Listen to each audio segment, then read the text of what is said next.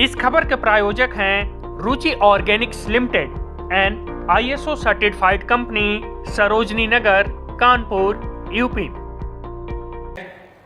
जूते खा लेंगे, 10, 15, 20 जूते पड़े, चोट ज्यादा लगी, लाल हो गया कैमिस। और मैं विपक्ष के बारे में कहना चाहता हूं, एक अपना अनुभव भी साझा कर दूं, क्योंकि हम तो विपक्ष में थे अब तक, अब लग रहा है कि सही रास्ते पे चल पड़े।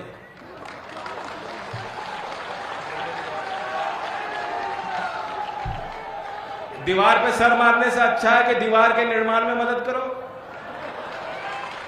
तो राष्ट्र निर्माण में मदद करने के लिए हम जुटे हैं लोकदल के कार्यकर्ता। मैं इंडिया की बैठकों में गया हूं, कोई सोच, कोई विजन नहीं है, नकारात्मक ख्यालों से घिर चुके हैं। और जो मन में हार जाता है वो रण में कभी जीत नहीं सकता, हार तो चुके ही हैं वो। वे सिर्फ डर और भय दिखाना चाहते हैं। और कितना कंफ्यूजन है, कितने अंतर विरोध हैं, वो बाहर आने लगे। एक तरफ कहते हैं भाई ईवीएम खराब है, ईवीएम खराब है, लेकिन कहते हैं बटन हमारा दबा दियो, क्या पता मिजान बन जाए। फिर कहते हैं लोकतंत्र खत्म हो गया, लोकतंत्र नहीं बचा भाइयों, लोकतंत्र खत्म है, फिर भी हमारा उम्मीदवार खड़ा जाए, उसे वोट दे के देख लेना क्या होता है। तो फिर ये कहीं लड़ाई में है क्या?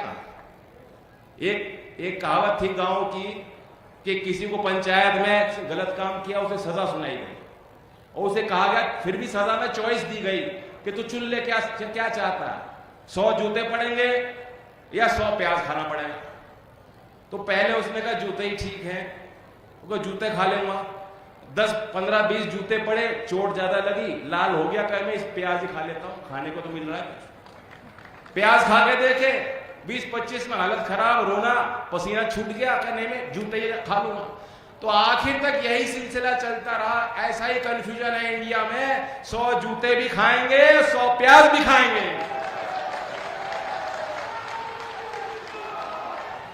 मैं मंच के माध्यम से फिर धन्यवाद देता हूं, आप सबको निमंत्रण देता हूं बड़ौद के कार्यक्रम में आप सब उपस्थित रहिएगा, ताकि आखिरी चोट हम दें। और राजकुमार सांगवान जी जो हमेशा मुस्कुराते रहते हैं। एक और कहावत है, जावेद अख्तर जी ने कहीं लिखा है शायद, कि उसके एक हाथ में जीत, उसके दूसरे हाथ में तनाही होती है। उसके एक हाथ में जीत, उसके दूसरे हाथ में तनाही है। लेकिन आप देख सकते हैं क्यों तनाही होती है, क्योंकि जिम्मेदारी, तनाव होता है, जवाबदेही, जिम्मेदारी से तनाव भी होता है। लेकिन आप योगी आदित्यनाथ जी को देखिए, माथे पे कोई क्रीस नहीं आती, मुस्कुराते दिखाई देते हैं। और मैं उस दिन बागपत में आए थे, हम लोग बैठे थे, मैंने उनको बताया कि हमारे सांगवान जी को एफिडेविट बनाना था, उनको जानकारी थी नहीं, कोई अथॉरिटी में गए, कहा NOC ये चाहिए, NOC यहां से चाहिए, वहां से चाहिए। उन्होंने कहा मेरी तो कोई संपत्ति नहीं, कहां से लूं।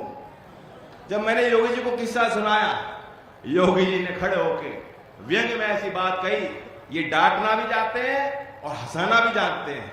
उन्होंने खड़े होकर कह दिया, ये सांगवान तो ऊपर से नीचे NOC है, इसे कहां की NOC चाहिए।